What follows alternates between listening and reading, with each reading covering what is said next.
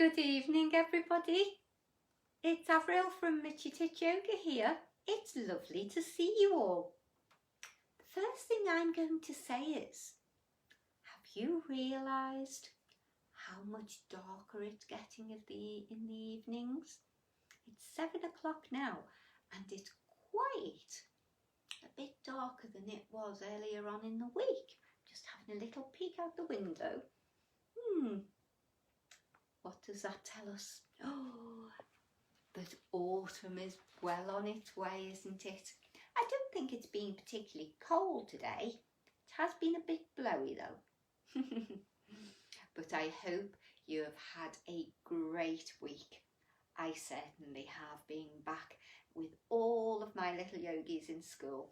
And next week, ooh, so exciting, back with my little babies and toddlers, which is where I met a lot of you. Oh yes, especially Jill and her boys. Hi Reuben and Jacob, I hope you're well and I hope you're ready for your weekend. Well, I'm going to read a story that may seem a little bit odd at the moment because it's called Time for a Hug. And we know these are strange times and that we can't give everybody hugs, but we can give those in our own house a hug. We can throw lots of kisses and lots of hugs. But I'll tell you at the end why I decided to read this story today. Okay? Hi Amanda, hope Naomi's okay. Hi Joanne, hope your three are okay. So, if we're all ready, I shall begin our story. As I say, I'll explain at the end why I chose this at a time when it's not so easy to give a hug. Okay, so Time for a Hug by Gabriele Antonini. Okay, really nice bright pictures as well inside. So we'll have a look at those as we go through. And here we go. Snuggly Monster was a very cuddly monster. He had soft fur and strong arms, perfect for giving warm, lovable fun, squeezy, huggable hugs. Snuggly loved to hug everyone he met. He hugged small monsters. He hugged tall monsters. He hugged sad monsters. He hugged happy ones. Hugging is the best fun in the world, thought Snuggly. Can you see all of those different monsters that he's giving hugs to? They're all quite different, aren't they? They look very funny. That sort of reminds us of us, doesn't it? All quite different. Then one day, Snuggly was on his way to see his best friend Giggly. At the bus stop, he met Stripey Monster. Stripey's fur was dull and pale. She was very cold from waiting for the bus too. Oh, look. You know what? I think if she was bright, she may look like a rainbow, do you think? Oh, Snuggly gave Stripey a warm hug and soon her fur was bright and fluffy again. Thanks, Snuggly, she cried. There you go. She definitely looks like a rainbow now, doesn't she? At last the bus arrived and Snuggly got on. He saw Noisy Monster looking sad. I've lost my voice, said Noisy in a tiny whisper. Snuggly gave Noisy a hug to cheer him up. Noisy was so pleased he forgot that he was sad. Thank you, Snuggly, he whispered. There they all are on the bus. Now, if we were on the bus now, what would we be doing? We'd all be safe, wouldn't we? And we would have our masks or our face coverings on, wouldn't we? Of Of course we would. At the next stop, Snuggly heard a strange noise. He saw a little bouncy monster on the road.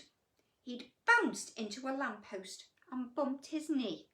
Snuggly jumped off the bus, scooped up Bouncy and gave him a hug. Bouncy stopped crying straight away. Snuggly's hug made his knee stop hurting, just like magic. Now, I know other hugs and kisses that are just like magic. Mummy's hugs and kisses are just like magic when you hurt yourself, aren't they? We always kiss it better. At last, Snuggly arrived at Giggly's house. He couldn't wait to give his friend a hug. He pressed the doorbell. Ding dong, ding dong. Snuggly waited and waited, but no one answered the door.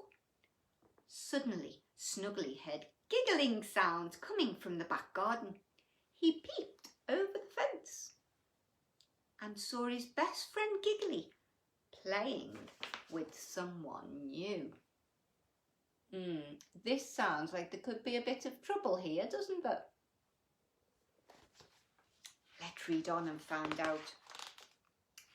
Giggly and the someone new swung on the swing. Then they slid down the slide. Suddenly, Snuggly felt sad. Giggly has forgotten all about me, he said with a sniffle. Oh dear, they do look like they're having some fun there, don't they? Snuggly saw the someone new give Giggly Monster a great big hug. Oh, he does look very sad, doesn't he? Oh dearie me. Let's see what happens, shall we? Snuggly's happiness vanished and big, watery tears dribbled down his face and onto his fur. Giggly Monster's got a new best friend, he wailed. Snuggly sobbed and sobbed. More tears came. Drip, drop, plip, plop. Snuggly Monster made such a noise that Stripey, Bouncy and Noisy came running. What's the matter? They asked. Look at all those friends that are all so worried about him. Whoops-a-daisy, I nearly dropped the book. Just then, Giggly, itchy nose too, and the someone new came out of the garden. They wanted to know why Snuggly Monster was crying. Snuggly Monster pointed at the someone new and said, Giggly's got a new best friend. Then Snuggly Monster started crying all over again. Big, fat tears splashed into puddles on the ground. Giggly explained that the someone new was his cousin. Funny Monster, you're one of my best friends, Snuggly, he said. Snuggly Monster had made a mistake and he felt very silly indeed.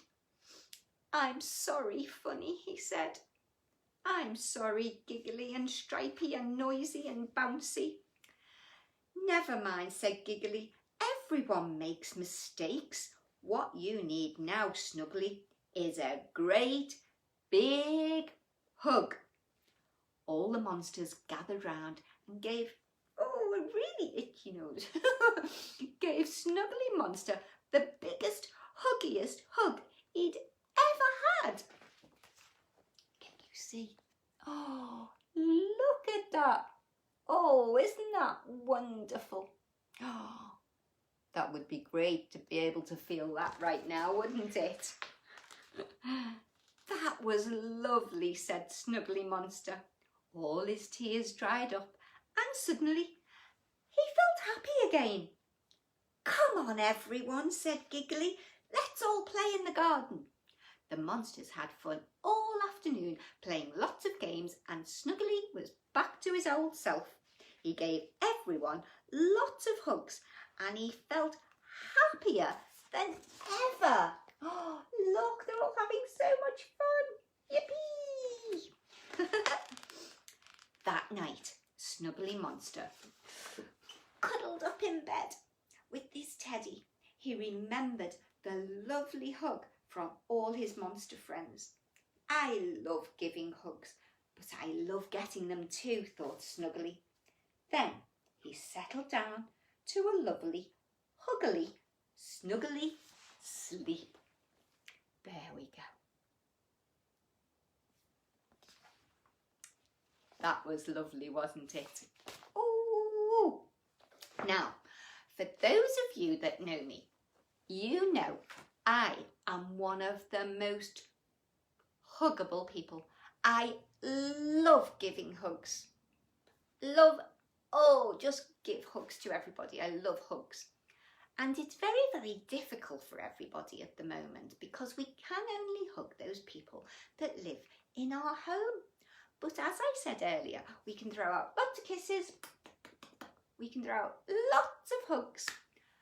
But when we're in people's company, I mean when we're with people and we can't hug or kiss them, do you know the next best thing, especially when you're with friends and if friends are feeling sad, like if you're in school, the next best thing is a very, very kind word. It can mean so much to somebody if you just give some kind words. So if you are in that situation where you think somebody's really, really sad or you're just looking very, very down, then just remember, I can't give them a hug, but I could give them a word hug. So a kind word goes a long, long way. And you remember that in these coming weeks when you're out and about. Okay, so stay safe, but keep those good, kind words coming instead of those hugs. Okay, everybody? So, have a lovely, lovely weekend. I will see you all again on Monday evening. And I think on Sunday night, I don't know if I'll be able to sleep because I'm going to be seeing some mummies with little babies on Monday. I'm so excited. Oh, hi Heidi. She's lost another front tooth. Dearie me. Well, don't forget to put it. Well, have you lost it or have you still got it? If you've lost it, the tooth fairy should still know that it's gone, because if you smile in your sleep, she'll know it's not there. And if you have got it, remember to put it under your pillow. Okay? Good night, everybody. Sleep tight. I love you all to bits. And I'll see you all soon. Oh, big hugs. Take care. Bye for now.